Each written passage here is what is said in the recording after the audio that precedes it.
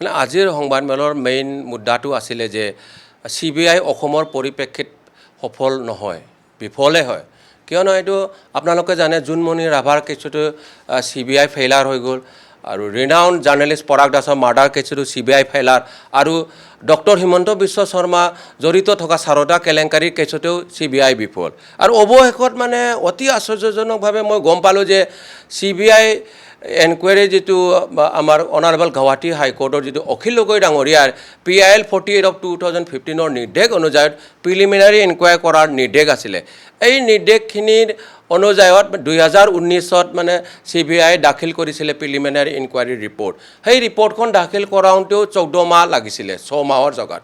আৰু CBI মেনুৱেলৰ মতে 3 মাহৰ ভিতৰতে প্ৰিলিমিনাৰী ইনকুৱাৰী কমপ্লিট কৰিব লাগে। কিন্তু অনাৰেবল গুৱাহাটী হাইকোৰ্টে 2015ত 6 মাহ টাইম দিছিলে। 6 মাহ টাইম দিওঁতেও যে অনাৰেবল সুপ্ৰিম কোৰ্টৰ ষ্টে অৰ্ডাৰৰ সময়খিনি কাটি মেলি তেওঁলোকে 14 মাহ লগাই ফেলে 2019ত জমা কৰিছিলে। সেই 2019ত জমা কৰাৰ পিছত যে অনাৰেবল গুৱাহাটী হাইকোৰ্টে নিৰ্দেশ দিছিলে যে ৰেগুলাৰ ইনকুৱাৰী কৰিবলৈ কাৰণে।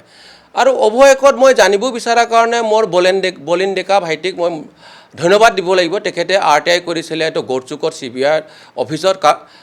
তাৰ ৰিপ্লাইত মানে গম পালোঁ যে 2024ত আকৌ এবাৰ CBI এইটো প্ৰিলিমিনাৰী এনকুৱাৰীৰ এইটো ৰিপৰ্ট দাখিল কৰিছে। তাতে 2019ৰ পৰা 2024লৈ 5 বছৰ লগাই মেলি আকৌ প্ৰিলিমিনাৰী এনকুৱাৰী ৰিপৰ্ট জমা কৰিছে। সেই ৰিপৰ্টখিনি কিন্তু জমা কৰা কথাটো মই কোৱা নাই, CBI নিজেই মানে RTI ৰিপ্লাইত মানে দিছে ইয়াতে 2024ৰ 26 এপ্ৰিলত এইটো মানে জমা কৰা হ'ল বোলে প্ৰিলিমিনাৰী এনকুৱাৰী। তেতিয়াহ'লেতো অনাৰেবল গুৱাহাটী হাইকোৰ্টেতো এইটো 2019ত ৰেগুলাৰ এনকুৱাৰী কৰিবলৈ নিৰ্দেশে দিছিলে।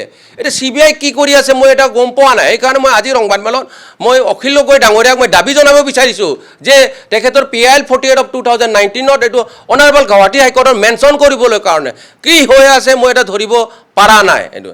আৰু তাৰে ওপৰেদি এইটো যেটো CBI যেটো তদন্ত যেটো এতিয়াও কিহৰ কাৰণে দৰকাৰ এইটো কিন্তু ৰাইজে জানিব বিচাৰিব পাৰে। সেইকাৰণে মই অনাৰেবল গুৱাহাটী হাইকোৰ্টৰ 2015ৰ যেটো অৰিজিনেল অৰ্ডাৰখনত লিখা আছিলে যে properties own by him his kid and kin বুলি। হিজ কিড বুলি ক'লে কুটুম হ'ব। আৰু ৰাকেশ পালৰ কুটুম হ'ল ৰাজীৱ পল। ৰাজীৱ পলৰ সা সম্পত্তিটো তদন্ত আজিলৈ কৰা নাই। এইখিনি CBI কিয়নো তদন্ত কৰিব নিবিচাৰে এইখিনি মই আজিৰ সংবাদমেলত ক'ব বিচাৰিম।